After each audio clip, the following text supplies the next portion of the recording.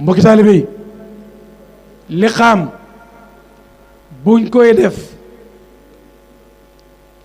kii liqaam da nga koy toppandoor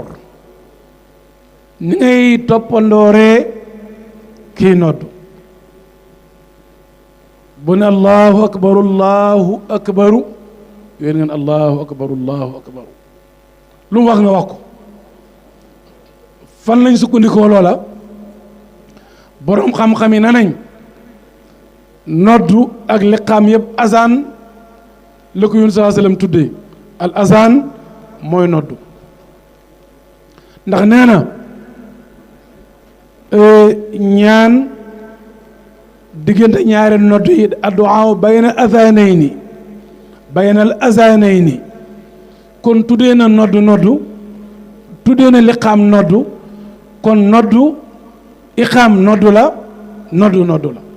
addu'a bayna al azanayni la jàngale kon bu imaam bu waaji di liqaam àndal ak moom ci li muy wax waaye ñu bàyyi xel benn baat mooy bu liqaamee ba ca cat la bu ne laa ilaha illa allah bu mujj bi maa ngi lay fàttalil nag boo demee bu fa wax mukk muhammadu rasulullah déedéet duñ ko fa wax fees na nag ci jàkka yi bu ñu liqaam ci baat bu mujj bi da ngay dégg bu ne laa ilaha illa allah nga dégg nit ñi ne muhammadu rasulullah déedéet foofu lañ fa taamu nga wax ko mooy nga ne xaqan laa ilaha illa allah wala nga ne aqaamaha llaahu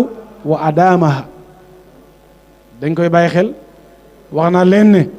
jataayu mel nii dañ cay gàggantikoo mooy njariñ li il faut ñu bàyyi ko xel